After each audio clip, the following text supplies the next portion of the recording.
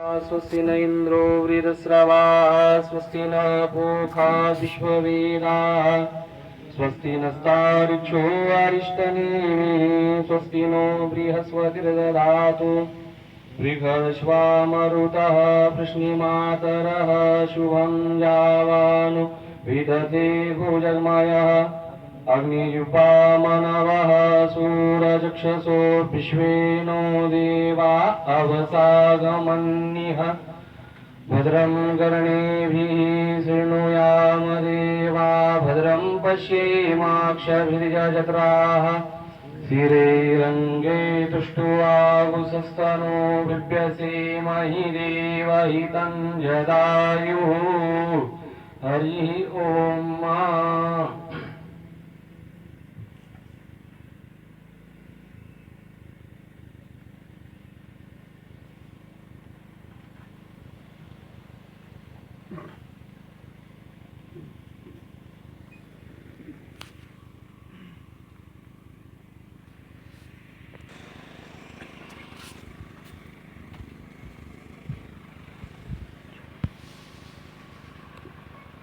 औषध महाराज आलेच नाही ना?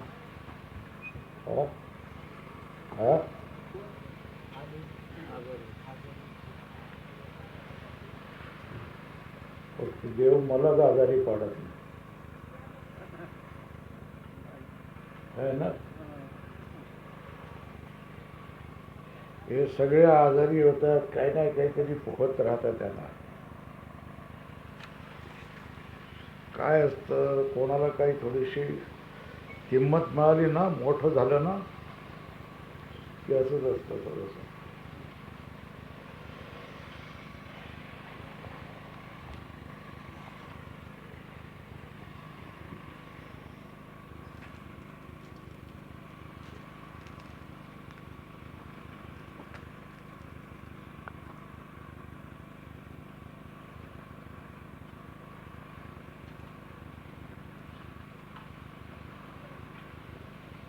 ओम पूर्णमदः पूर्णमिदं पूर्णात् पूर्णमुदच्यते पूर्णस्य पूर्णमादाय पूर्णमेवावशिष्यते. ओम शांति शांति शांति. शंकरं शंकराचार्यं केशवं बादरायणं सूत्रभाष्यकृतो वन्दे भगवन्तो पुनः पुनः. ईश्वरो गुरुरात्मेति मूर्तिभेदविभागिने व्योमवद्व्याप्तदेहाय दक्षिणामूर्तये नमः. ओम शांति शांति शांति.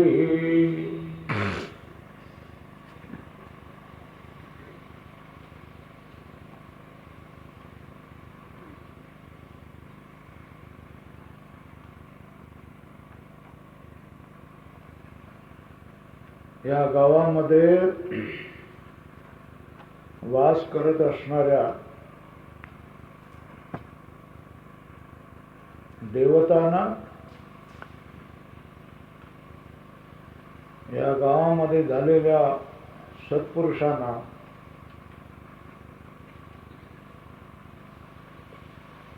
आणि परमपिता परमात्म्याला वंदन करून येथे तुम्ही हजर असलेले वेदांत रसिक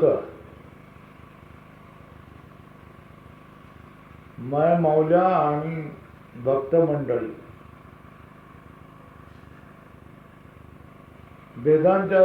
वेदांताच्या रसिकांसाठी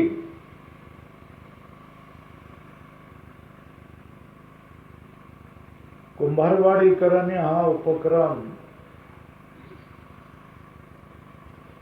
गेले कित्येक वर्षापासून, कितवं वर्ष आहे? 6वं वर्ष आहे. 5 वर्ष झालेली आहेत, हे 6वं वर्ष आहे. हा कार्यक्रम आयोजित करतात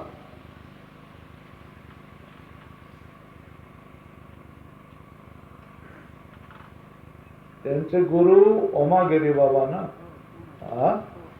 ओमागिरी बाबा याने या गावामध्ये 10-15 दिवस यायचं. विचारसागर, विवेक चुडामणी, पंचदशी, पंचीकरण, वेदेश्वरी आदी ग्रंथ तिथे येतील त्या रसिकांना लावून द्यायचे.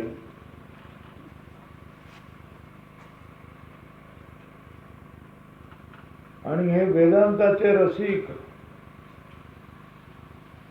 15-20 घराणी आहेत, घरं आहेत. एकमेकाला बोलावत ये बाबा करत करत करत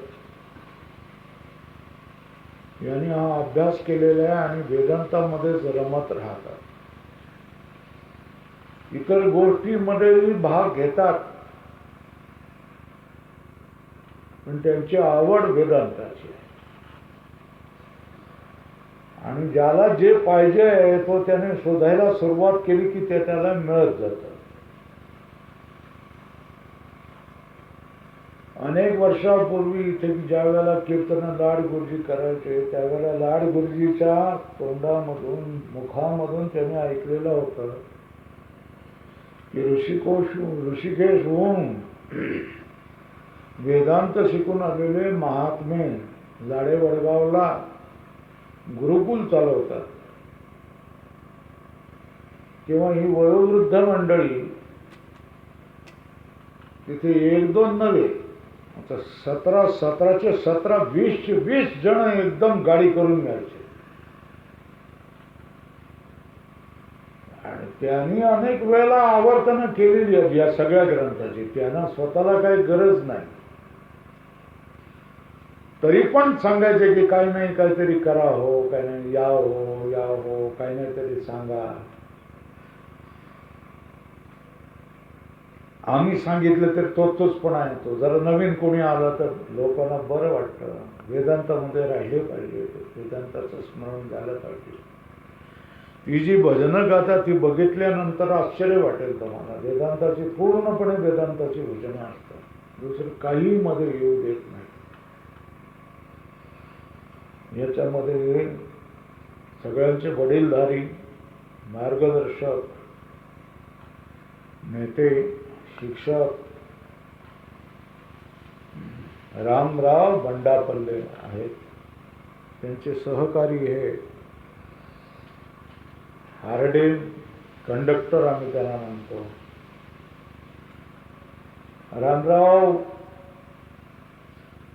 रामरावांचं हे आहे की एक जरी कोणी वेदांताचा रसिक मिळाला तरी आपलं स्वतःचे पैसे खर्च करून एसटीने की त्याच्या घरी जाणार, 1, 2, 3, 4 दिवस राहणार आणि काही नाही काहीतरी ग्रंथ घेऊन काही नाही काहीतरी शिकूनच परत येणार, देऊनच परत येणार आहे.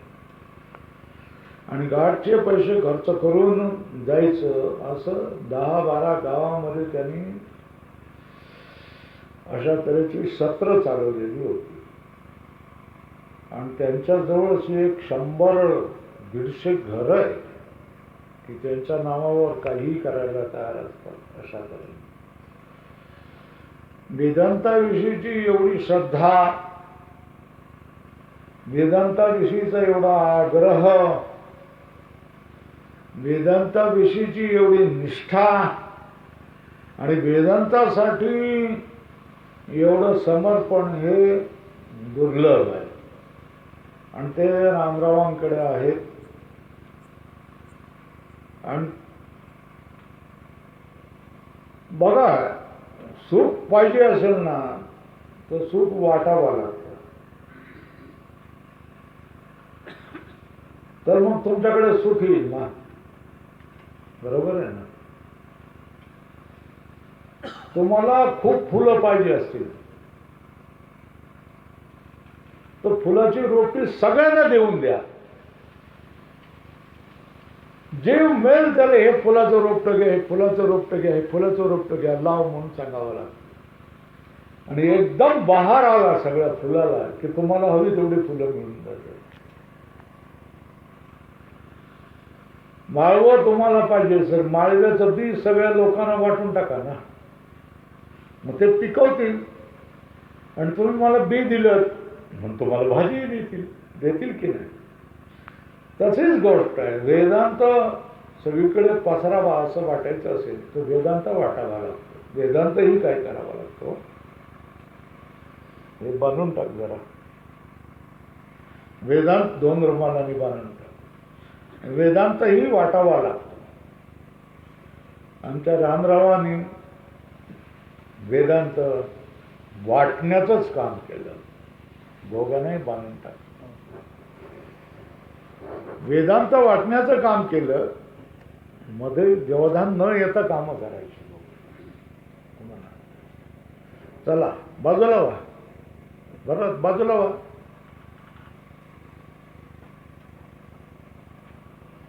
वेदांत हवा असेल तर वेदांत वाटावा लागतो.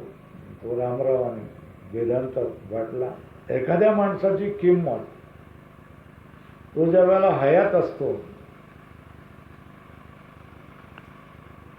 त्यावेळेला येत नाही, पण तो निघून गेल्यानंतर त्याची उपस्थिती जाणवत राहते की हा माणूस या कामासाठी किती झटला होता हे समजून येतं. आज तुम्ही येणार आहेत म्हणून या माणसाने केवढी कामं केलेली आहेत. हा मंडप बांधावा लागलेला आहे, रस्ता त्या ठिकाणी करावा लागला आहे, ही इथे भर घालावी लागलेली आहे. इथे स्वामीजी यावेत म्हणून देऊळ बांधून घेतलेलं आहे. गेल्या वर्षाला देऊळ बांधून घेतलेलं आहे. जिथे नवीन स्वयंपाक करण्यासाठी शेड बांधून घेतलेला आहे. आणि रामरावांनी सांगितलेलं आहे की इथेच आपण दरवर्षी कार्यक्रम घेऊया. मी वचन दिलंय की दरवर्षाला येत जाईल, वेळ काढत जाईल. यावेळेला अशा तऱ्हेची परिस्थिती आली. गेल्या वर्षाला आपण पंचदशी पूर्ण केली है ना, पंचदशी हे प्रकरण पूर्ण केलं. या वर्षाला एकदमच माझ्यावर सगळं भार आलं. 10 माणसाचं काम एका माणसावर आलेलं आहे. आणि ह्याच्यामध्ये या वर्षाला माझी परीक्षाच होती, पण परीक्षेला आम्ही डरणारे नाही आहोत. त्याच्यामुळे सगळ्या गोष्टी हळूहळू मार्गी लावतोय. आणि थोडाही वेळ मला नसतो. यावेळेला मी सांगितलं होतं की रामराव मी काही येऊ शकणार नाही. त्यांनी सांगितलं 15 तारखेला तरी तुम्ही या. आमच्या शिष्य लोकांना सांगितलं की बाबा तुम्ही जरा या वर्षाला करून टाका ना काहीतरी. हो हो करायचं आणि नंतर मग जमत नाही, पोट दुखताय, हे दुखताय, असं होतंय, तसं होतंय. तरुण माणसाने करायचं हे आश्चर्य वाटतं. गुरुजीची यावर एका वर्षाला अडचण असेल तर त्याचे अडचण दूर करण्याचा प्रयत्न शिष्यांनी केला पाहिजे. छत्रयती गुरु दोषान इति छात्र असं म्हटलं आहे. गुरुचे दोष झाकून ठेवतो त्याला काय म्हटलं जातं, छात्र म्हटलं जातं. पण त्यांच्याच अडचणी इतक्या आहेत की ते गुरुच्या अडचणी निभवायला कसं काय येणार, नाही येऊ शकत. कळवळून मी सांगितलं होतं की या वर्ष जरा तरी तुम्ही करा. मला बिलकुल हालता येत नाही आहे, पण नाटकं 1 दिवस येतो, 2 दिवस नाही, हे नाही, ते नाही. त्याच्यामुळे मी म्हटलं, ठरवलं की मी आपण दिलेलं आहे वचन. लोकांचा भाव असा आहे की तुम्ही करतायत ना, तुम्ही ठरवलं मग तुमचं तुम्ही करा, हा भाव आहे. काय भाव असतो, तुम्ही ठरवलंत ना तुमचं तुम्ही करा.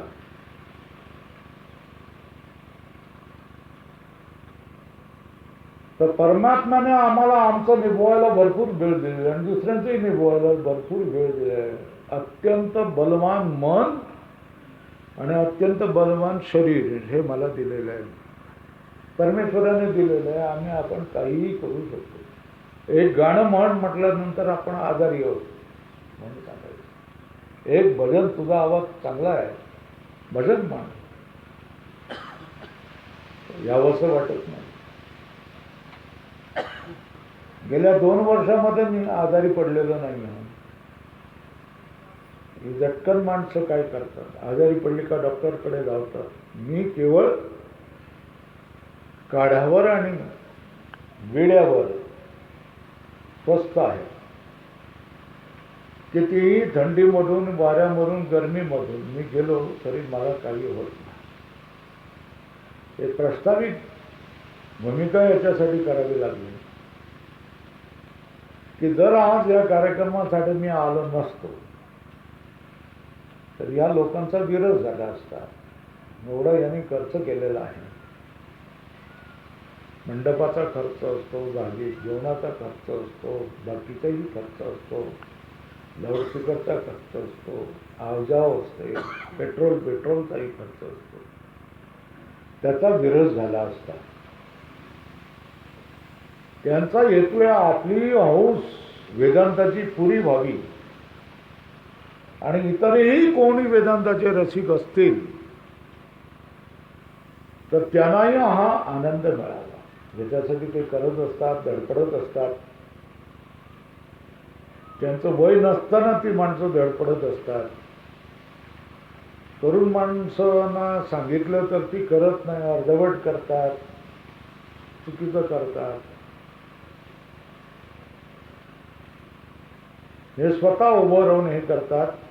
आता आज कार्यक्रम तर काल त्यांना गायीने पाडलं आणि त्यांचा मणका दुखावलेला आहे.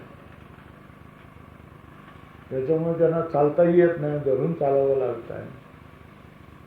तरी ते इथे बसतील, पण मनामधून ते सारखे वेदांतासाठी धडपडत असतात. असू द्यात. हे झालं प्रस्तावित. या कुंभारवाडीकरांच्यामुळेच आपल्याला हा योग येत असतो. त्या कुंभारवाडीकरांचे आपण आभार मानावे. आपण खाणार पिणार आहोत त्यांच्या ह्याच्याने. फुकट कधी खायचं नसतं. जाताना जी काही तुम्हाला तुमच्या सामर्थ्यानुसार जी काही मदत करता येईल ते त्यांच्या हातामध्ये सोपवून द्यायची, बडेबाबांकडेच द्यायची.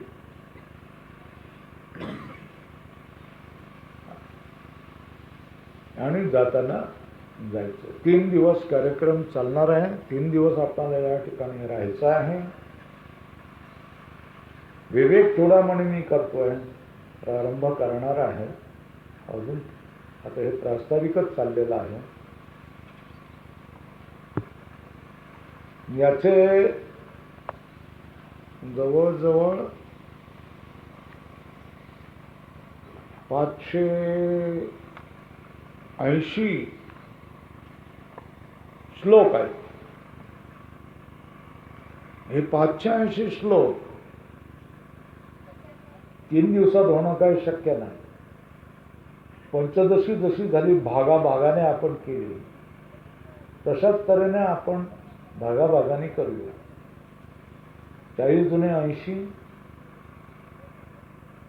तर 240 200 पर्यंत श्लोक या व्याख्यानामध्ये होऊन जातील सगळ्या. बरोबर आहे ना? पंचदशीचे आपण 250 श्लोक घेत गेलो होतो, पण जास्त घाई नको, मग जेवढे होईल तेवढे आपण करू. 6 व्याख्यानं आहेत आणि या 6 व्याख्यानामध्ये जरी 30 झाले 35 झाले श्लोक तरी साधारणपणे 200 पर्यंत श्लोक होतील असा माझा अंदाज आहे. आणि काही भाग राहील तो राहू द्या. तसं आपल्या सगळ्या लोकांना याची माहिती आणि जाणीव झालेली आहे विवेक चुडामणी सुद्धा सांगितलेलं असेल, मी मला वाटतं सांगितलं ना एकदम सुरुवातीला तो.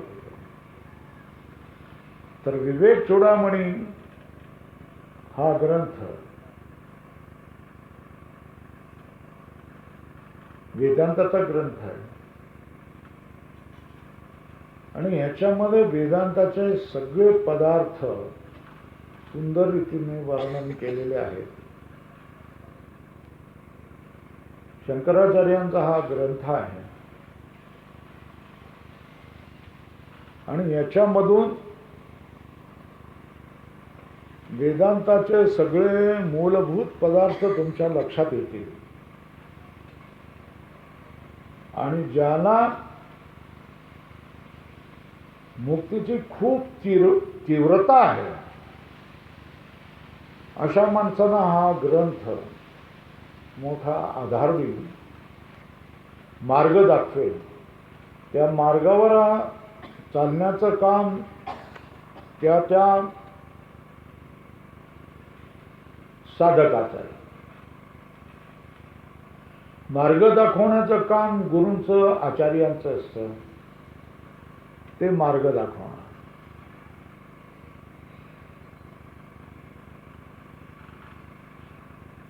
आता 10:30 वाजत आले, तर 10:30 पासून साधारणपणे 11:30 12:30 पर्यंत मी चालवतो. मग जेवण करू आणि पुन्हा किती वाजता?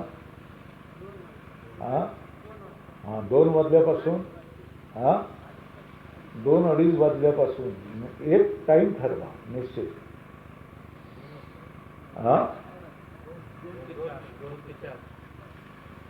2 ते 4, पण थोडासा जास्त वाढेल.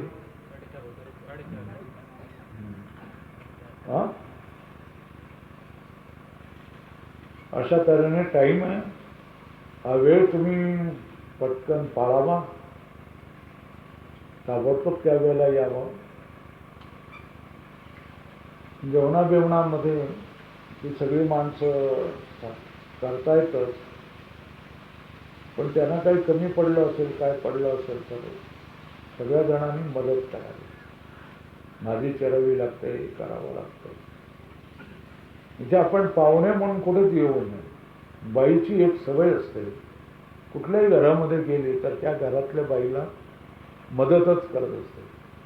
भाजी चिरत असेल तर भाजी चिरते, भाकरं करत असेल तर भाकरं उलटायला किंवा गोळ्या करायला तिथे राहील. ही बाईला सवय जडलेलीच असते. माणसाने पण अशाच तऱ्हेची सवय लावून घ्यावी, साधकांनी पण अशा तऱ्हेने सवय लावून घ्यावी. आपण साधक आहोत असं म्हणणं. पंजाबमध्ये कार सेवा हा महत्वाचा भाग असतो. गुरुद्वाऱ्यामध्ये गेल्यानंतर तिथे स्वयंपाकाचं काम असतं. त्या स्वयंपाकाच्या कामामध्ये माणसं जाऊन बारीबारीने जाऊन बसतात आणि सेवा करणं हा महत्वाचा भाग आहे. तेव्हा सेवा करावी, अंतःकरण निर्मळ होतं. अंतःकरण निर्मळ झाल्यानंतर वेदांताचे विषय स्थिर राहतात आणि मग मुक्तीची वाट आपोआप आपणाला गवसायला लागते. तेव्हा सगळ्या जणांना हे सांगणं आहे की सेवाभावामध्ये राहा. जी त्या ठिकाणी सेवा करतात त्या महिला देखील काय वेदांताच्या खूप रसिक आहेत आणि त्यांना देखील हे ऐकावंसं वाटतं. पण तुम्हाला वेळेवर जेवण मिळायला पाहिजे म्हणून त्या तिथे राबत असतात, मेहनत करत असतात. तसं स्वयंपाकाला बाया वगैरे लावल्या असतात, पण त्यांना खर्च असतो म्हणून किरणं हे सगळं इथल्या वेदांताच्या रसिक स्त्रिया, महिला, आया बहिणी करत असतात. आपण सगळे मिळून जर त्यांना केलं, सकाळी लवकर, दुपारलाही सगळं, संध्याकाळचं करून आपण जर दिलं ते बरं होऊन जाईल. मला तशी हौस आहे, पण ही मंडळी मला करू देत नाही. नाही नाही नाही नाही असंच नाही, तसं नाही, तसं नाही, माणसं आहेत, माणसं आहेत. स्वामीजी तिथे आल्यानंतर मग बाकीचे सगळे येणारच ना, लाज वाटते ना, येणारच ना. मुख्य उद्देश काय असतो की आपण राहिलं तर आपल्याला करू न देण्यासाठी आपली बाकीची मंडळी येतात आणि झटकन काम होऊन जातं. पण आम्हाला ते करू देत नाही, ते उभं राहू देखील देत नाही.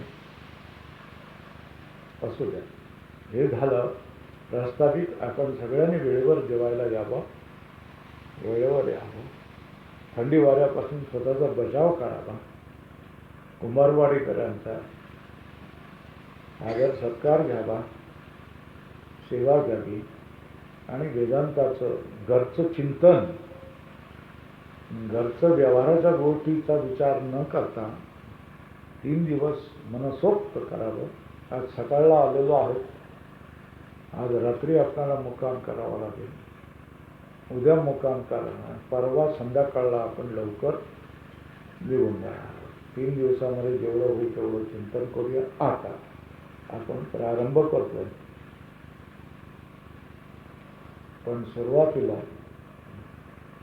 वेदाचा पाठ करायचा असतो म्हणून वेदांताचं शांतीपाठ आम्ही करतोय. एक माईक त्याच्या जवळ द्या महेशकडे.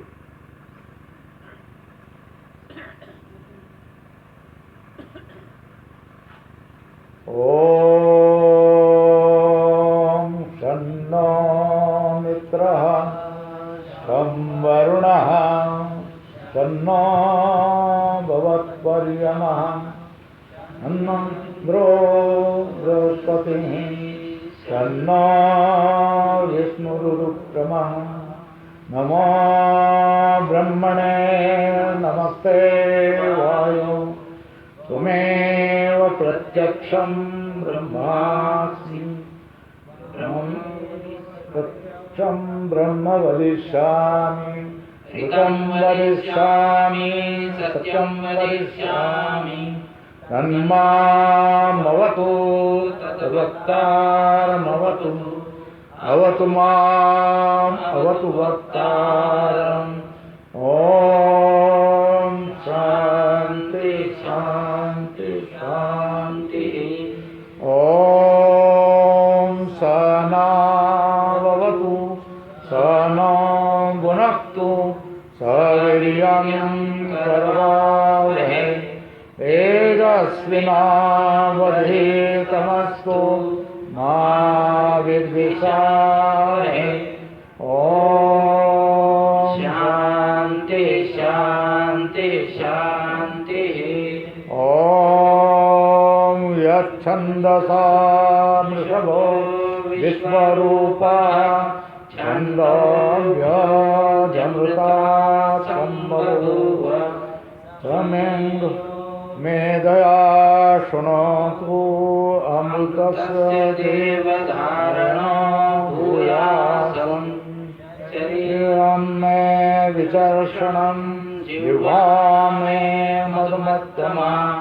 कर्णाभ्यां भूर्विश्वं ब्रह्मणा कोशोऽसि मेधया पीतः. ऋतं मे गोपाय. ॐ शान्ति शान्ति शान्तिः. ॐ अहं वृक्षशरेरिव कीर्तिः पुष्पं गिरेरिव. ऊर्ध्वपवित्रो वाजिनीव स्वमृतमस्मि. द्रविणं सुवर्चसं सुमेधा अमृतो हितः. इति त्रिशङ्कोर्वेदानुवचनम्. ॐ शान्ति शान्ति शान्तिः. ॐ पूर्णमदः पूर्णमिदं पूर्णात् पूर्णमुदच्यते पूर्णस्य पूर्णमादाय पूर्णमेवावशिष्यते. ॐ शान्ति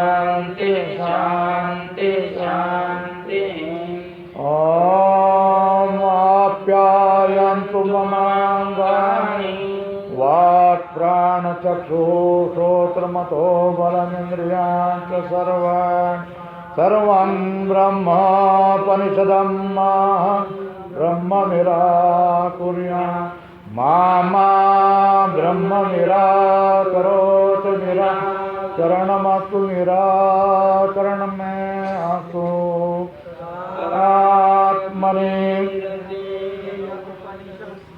धर्मास्ते मयि सन्तु ते मयि सन्तु ॐ शान्ति शान्ति शान्ति ॐ वाङ्मे मनसि प्रतिष्ठिता मनो मे वाचि प्रतिष्ठिता मा विराविर्मये वेदस्य मादिष्ट ऋतं मे मा प्रासीर नाधीतो नाहोरात्रां संददामि ऋतं वदामि सत्यं वदिष्यामि धर्मामवतु तद्वक्तारमवतु अवतु माम् अवतु वक्तारम् ॐ शान्ति शान्ति शान्ति ॐ भद्रं नोऽपि वा तयमनः ॐ शान्ति शान्ति शान्ति ॐ भद्रं कर्णेभिः शृणुयाम देवा भद्रं पश्येमाक्षभिर्यजत्रा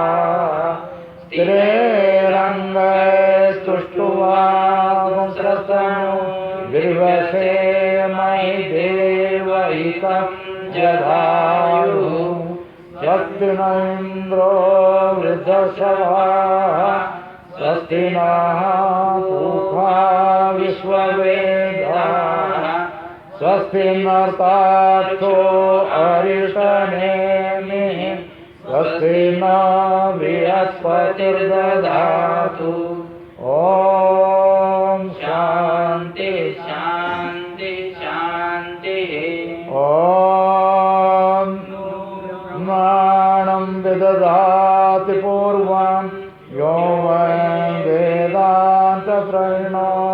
तस्मै ब्रह्मदेवात्मबुद्धिप्रकाशं मुमुक्षुर्व शरणमहं प्रपद्ये ॐ शान्ति शान्ति शान्ति ॐ नमो ब्रह्मा दिव्यो ब्रह्मविद्या सम्प्रदाय कर्तुभ्यो वंशसिद्धो महद्भ्यो नमो गुरुभ्यः सर्वोपप्लवरहितः प्रज्ञानघनः प्रत्यगर्थो ब्रह्मैवाहमस्मि नारायणं पद्मभवं वदिष्ठं शक्तिं जगत्पुत्रपराशरं च व्यासं सुकण्ठोरपदं महान्तं गोविन्दयोगेन्द्रमताच शिष्यं श्रीशङ्कराचार्यमताच पद्मं पादं च हस्तामलकं च शिष्यं तं तोडकं वार्तिककारमन्या तस्माद्गुरुं सन्ततमानतोऽस्मि श्रुते पुराणानाम् आलयं करुणालयं नमामि भगवत्पादं शङ्करं लोकशङ्करं शङ्करं शङ्कराचार्यं केशवं बादरायणं सूत्रभासकृतो वन्दे भगवन्तो पुनः पुनः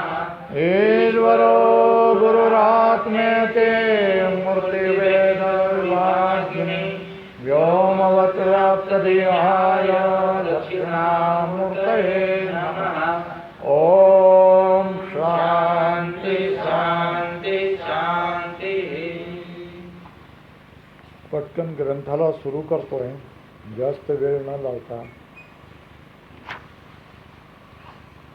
तुमच्याजवळ हा ग्रंथ नसेल, पण नसला तरी काही हरकत नाही आहे. यामधलं तत्व जर आपणाला कळलं आणि आपल्या व्यवहारामध्ये थोडंफार तरी उतरवता आलं तर आपणाला त्याचा निश्चितच उपयोग होणार आहे. तो विवेक चूडामणी हा ग्रंथ शंकराचार्यांनी लिहिलेला आहे. मुमुक्षू हा शब्द पारिभाषिक शब्द आहे. मुमुक्षूचा अर्थ आहे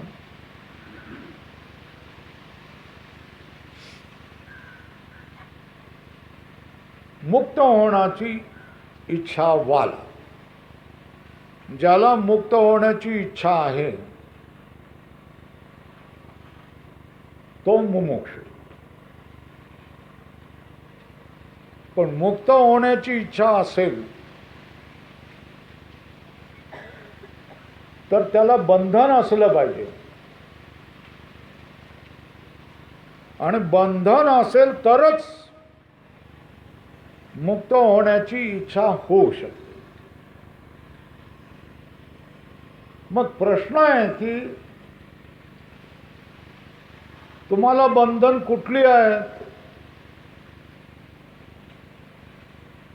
की तुम्हाला मुक्त होण्याची इच्छा आहे. बंधन भासणं आणि मुक्त होण्याची इच्छा होणं हे काय सर्वसाधारणाचं काम नाही. हे कुणा एका विरळ्याचंच काम आहे, कुणा एका विशिष्ट माणसाचंच काम आहे.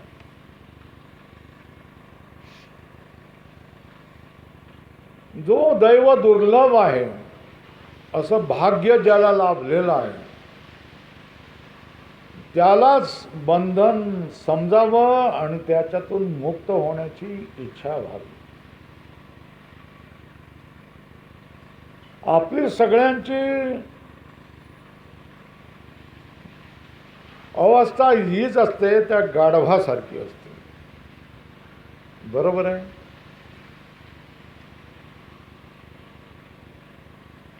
कशी गाढवासारखी इच्छा असते. एका कुमाराकडे गाढव होतं आणि ते गाढव तो बांधून ठेवायचा रोज आणि सकाळी सोडायचा.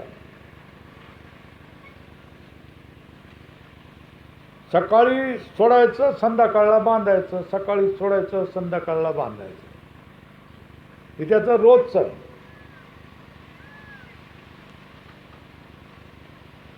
एक दिवस तो कुमार दुसऱ्या गावाला गेला आणि मुलाला सांगून गेला की गाढवाकडे बघ म्हणून.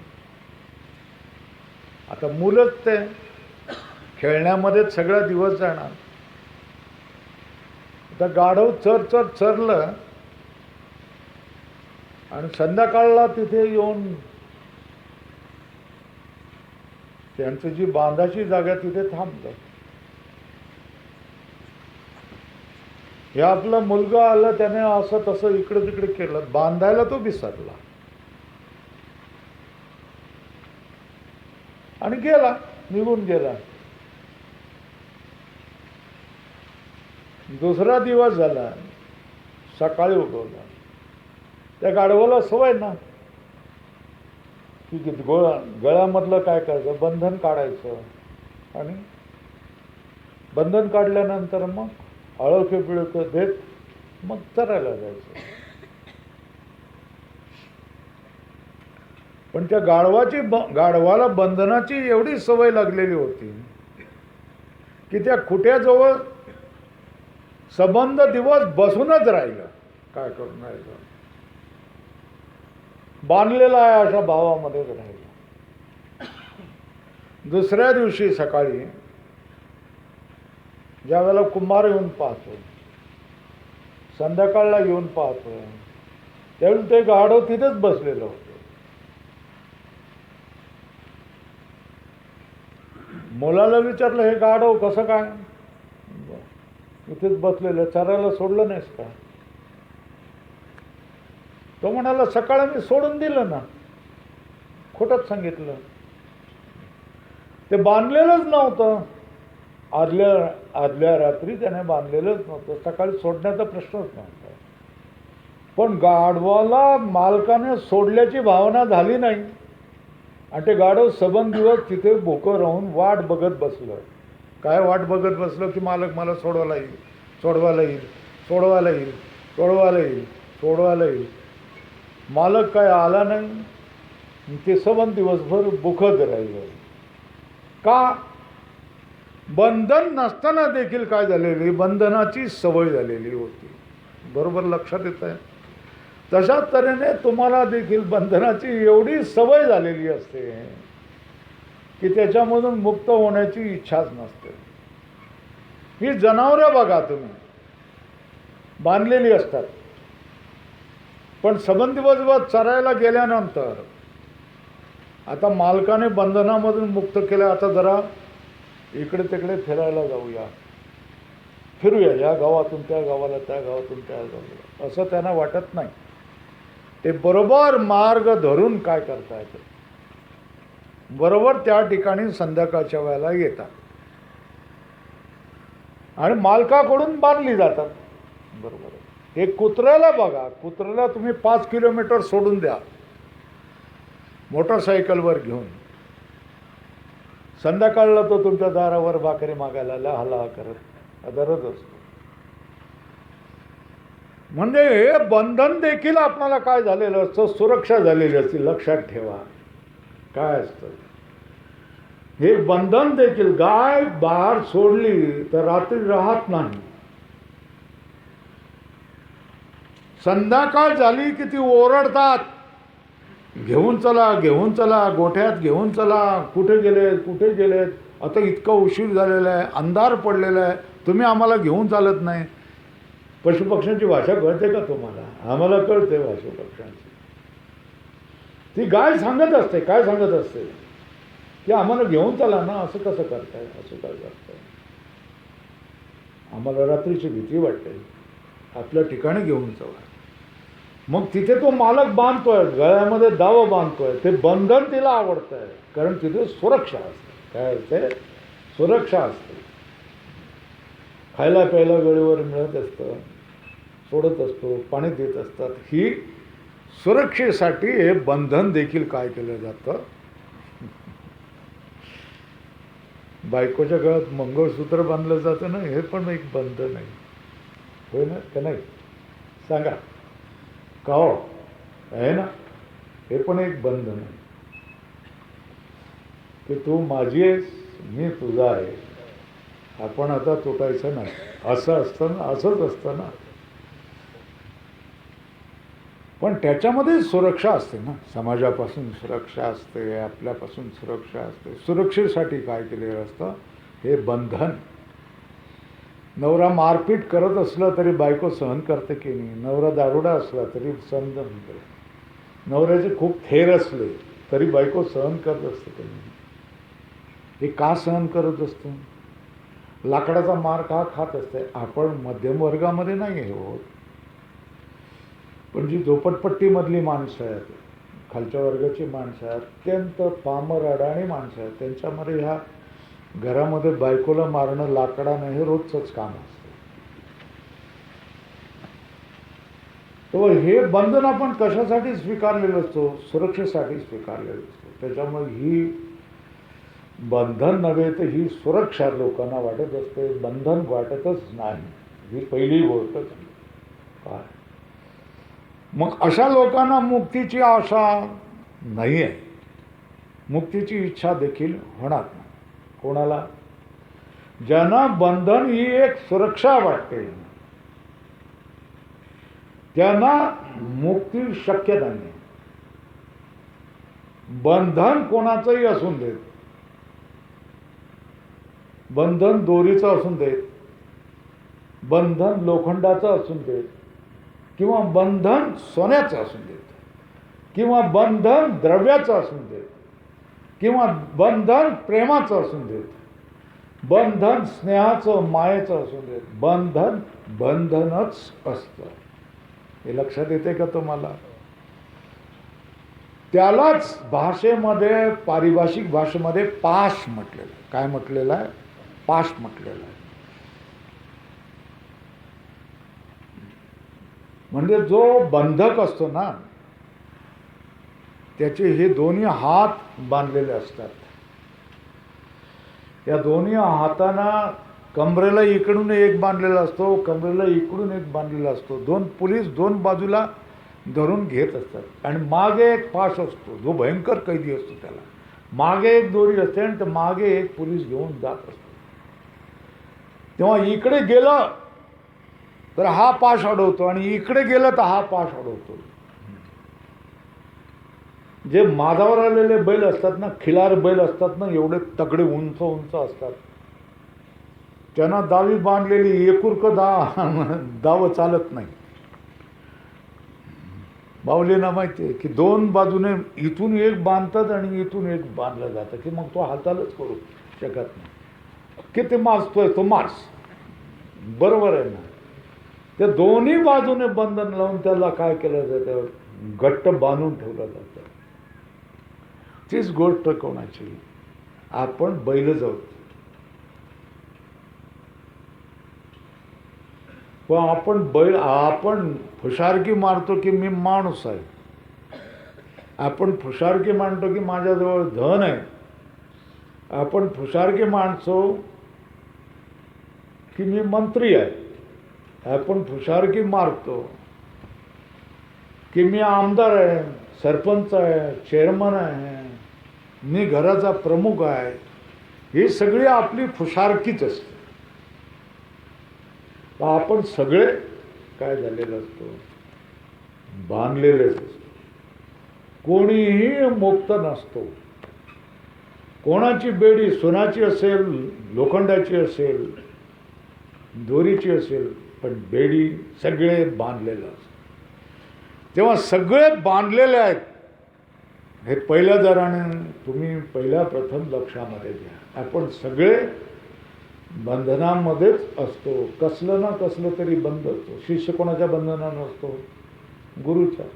गुरु कोणाच्या बंधनामध्ये असतो? शिष्याच्या. ठीक आहे ना. बायको कोणाच्या बंधनात असते? नवऱ्याच्या. नवरा, मुलगा, बापाच्या, बाप मुलाच्या. आपण बंधनामध्ये अडकलेलो असतो. हे सगळे पाशच आहेत. हे पाश आपणाला बांधतच असतात. उदाहरण सांगायचं झाले तर, कोणी लग्नाचं आमंत्रण दिलं तर जावंच लागतं. जावंच लागतं. काम असलं तरी जावं लागतं. बरोबर आहे. कोण मेलं जावंच लागतं. जावंच लागतं. मुलगी गरोदर झालेली आहे आणि 9 महिने भरलेले आहेत आणि बाळणपण तिचं होणार, तर आईबापांना ते बाळणपण करावंच लागतं. आणि आई त्या बाळाला पाहण्यासाठी आलेले तिच्या सासऱ्याची माणसं त्यांची बोळवण करताना 10,000 रुपये खर्च करावेच लागतात.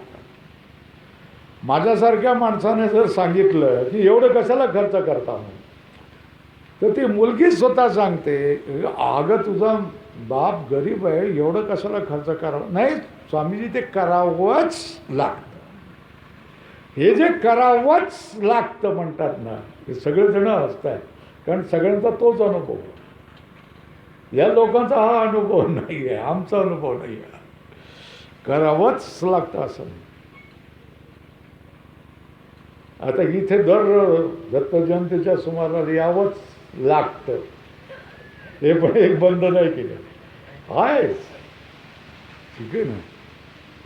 पण हे बंधन अशासाठी स्वीकारलेलं आहे की सगळ्यांना मुक्तीचं सुख मिळावं. बरोबर आहे ना? मुक्तीचं सुख मिळावं, मुक्तीची जाणीव व्हावी की आपण बंधनामध्ये आहोत. आणि हे सगळ्या बाजूने अडकलेले पाश आपणाला सुटू देत नाही. देवता देखील आपणाला सुटू देत नाही. एखादी म्हैस गेली तर आपणाला किती वाईट वाटतं की नाही? एखादा चांगला बैल हरवला तर आपणाला दुःख वाटतं की नाही? आपण देवांना आहुती देणारे देवांचे पशु आहोत. आणि एक पशु गेल्यानंतर माणसाला जशा तऱ्हेने दुःख होतं, तशा तऱ्हेने एक माणूस मुक्त होणार आहे हे पाहिल्यानंतर देवतांना दुःख होतं. बरोबर आहे.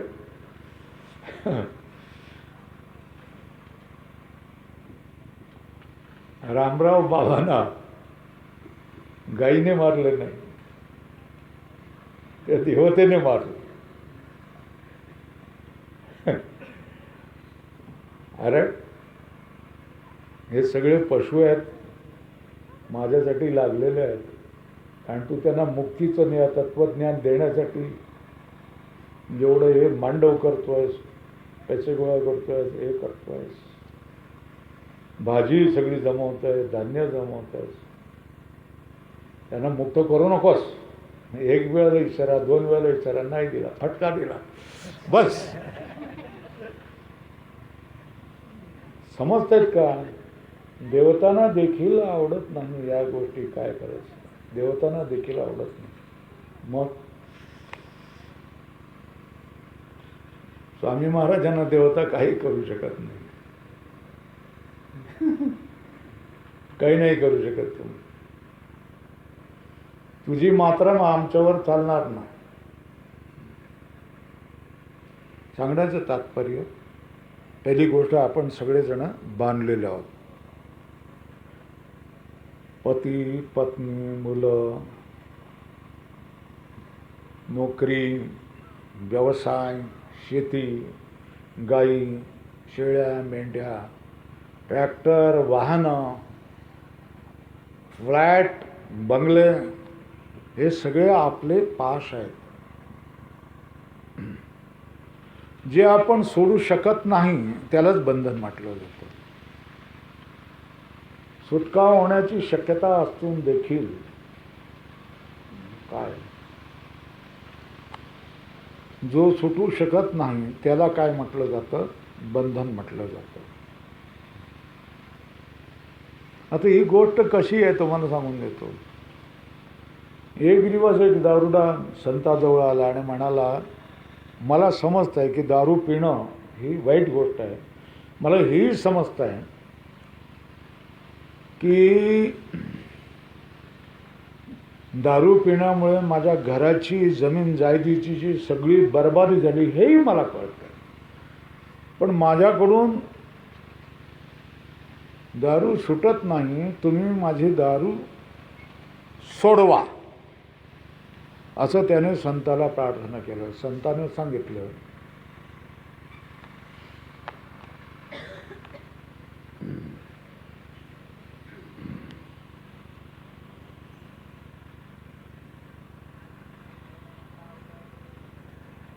त्याला दुसऱ्या दिवशी सांगितलं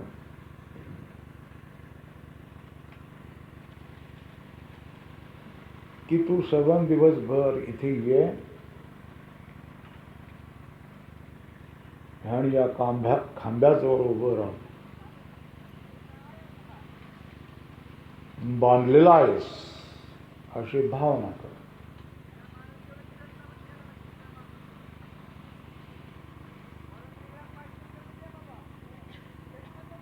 ती भावना केल्यानंतर त्याने सांगितलं की आता तू मुक्त हो. तो म्हणतोय, नाही, तुम्ही आज्ञा केलेली आहे मला की तू बांधलेला आहेस म्हणून. मी आता कसं काय? नाही, तू मुक्तच आहेस ना. नाही नाही नाही, मी बांधलेला आहे. तुम्ही सांगितलेलं आहेस मला की सबंध दिवसभर इथे राहा. मुक्त असून देखील त्याला काय होतंय? आपण मुक्त आहोत याची कल्पना येत नाही. तो आपल्याला काय समजतो? आपण बांधलेला आहे असंच समजतो. आपली सगळ्यांची गोष्ट देखील कशी आहे? अशीच आहे. पहिलं बंधन कळत नाही, नंतर साधू संतांच्या मार्गदर्शनाने थोडंसं कळायला लागलं, पण त्याच्यामधून सुटका होण्याची आस नसते, शक्यता वाटत नाही, सुटावं असं वाटत नाही. प्रत्येक जण येऊन सांगतोय की स्वामीजी आम्ही काही संन्यासी नाही आहोत. मग तुम्ही कोण आहात? आम्ही गृहस्थ आहोत. गृहस्थ आहोत म्हणजे मुलं बाळवाले आम्ही आहोत. मग त्याने काय झालं? नाही, आम्हाला मुलं बाळवाल्याला समजेल, गृहस्थाला समजेल, संसाराला समजेल, संसाराला आवडेल अशी जरा गोष्ट तुम्ही सांगा. हे तुमचं वेदांत फिदांत आम्हाला काही कळत नाही. बरोबर आहे. तर संसारी माणसाला आशीर्वाद पाहिजे असतो. आशीर्वाद म्हणजे काय पाहिजे असतो? माझ्या संसारामध्ये धन येईल, मला मुलं बाळं होतील, माझी वंशवेल वाढतच राहील, माझ्या मुलांना नोकऱ्या मिळतील, माझ्या मुलांची संसार लग्न होतील, त्यांना मुलं होतील आणि त्यांचीही लग्न होतील. त्या बिचाऱ्या संसाराची भावना एवढीच असते की मी आणि माझा हा संसार माझा व्यवस्थित व्हावा, त्याच्यामध्ये विघ्न येऊ नयेत, त्याच्यामध्ये त्रास येऊ नये, एवढीच त्याची इच्छा असते. स्वामी मला चांगला आशीर्वाद द्या चांगला आशीर्वाद द्या म्हणजे या चांगल्याचा अर्थ काय? मला जास्त धन मिळेल, मुलाबाळं होतील, मुलाबाळांची लग्न होतील, त्यांना मुलं होतील, त्यांची लग्न होतील आणि प्रत्येकाला चांगली आयती नोकरी लागेल, माझा बंगला होईल, जमीन जुमला होईल. चांगला आशीर्वादाचा हा त्याचा अर्थ आहे. आणि तुम्ही जर बघितलात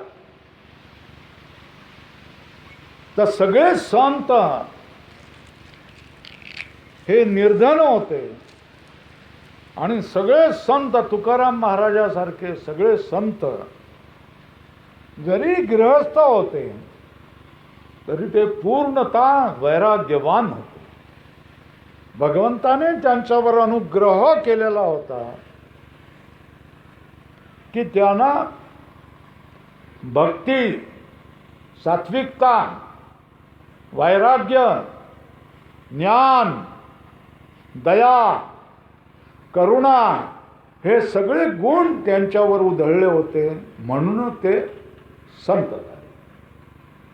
आपल्याला संत तुकाराम महाराज, एकनाथ महाराज, सावतामाळी ही सगळं संत मंडळ हे आपल्याच सारखं गृहस्थासारखंच मुलाबाळा असल्याचं दिसून येतं. पण यांच्या पूर्वपुण्यामुळे, एकमेकाच्या सत्संगामुळे ही मंडळी देवमार्गाला लागली. देवमार्गाला लागून ज्ञान, भक्ती, ज्ञान ह्या मार्गाने देवत्वालाच पोचून गेले. आता ह्याच गोष्टी आपण ह्या ठिकाणी शिकायचं. एवढं सांगण्याचं तात्पर्य काय? आपणाला बंधन आहे. आपण भूतकाळातली ओझी वाहत असतो स्मरण करून, आणि भविष्यकाळाच्या आपल्याला नाना चिंतांची ओझी आपण वाहत असतो, आणि वर्तमान काळामधल्या आनंदामधून आपण दूर होत असतो. आपण वर्तमानामध्ये असतो पण भूतकाळाचं स्मरणाची ओझी वाहून भयग्रस्त होत असतो, हळहळत असतो, आणि भविष्यकाळामध्ये कसं होईल, कसं होईल, कसं होईल, कसं होईल याच्या चिंतांची ओझी वाहून दुःखी होत असतो. वर्तमान आपलं असतं, वर्तमानामध्ये आपण मुक्त असतो, पण ह्या मुक्तपणाची आपणाला जाणीव नसते. तेव्हा बंधनाची जाणीव होणे ही पहिली गोष्ट आहे. दुसरी, बंधनातून मुक्त होण्याची इच्छा होणं ही दुसरं पाऊल आहे. बंधनातून मुक्त होण्याची इच्छा झाल्यानंतर मार्गदर्शक मिळवणं हे तिसरी पायरी आहे. मार्गदर्शक मिळाल्यानंतर आपणाला कळेल अशा तऱ्हेचा उपदेश होणं ही चौथी पायरी आहे. तो उपदेश झाल्यानंतर तो आपणाला समजणं ही पाचवी पायरी आहे. आणि तो उपदेश झाल्यानंतर कळल्यानंतर तो आपल्या जीवनामध्ये उतरवून आपल्या जीवनामध्ये मरायच्या अगोदर आपणाला कृतार्थतेची जाणीव होणं ही 6वी पायरी आहे. ह्या पायऱ्या तुम्हाला 1, 1, 2, 2, 3, 4, 5, 6 पर्यंत सांगितली आहे. आणि याच्यासाठी ही गोष्ट कुठे मिळेल तर ही गोष्ट वेदांतामध्ये मिळेल.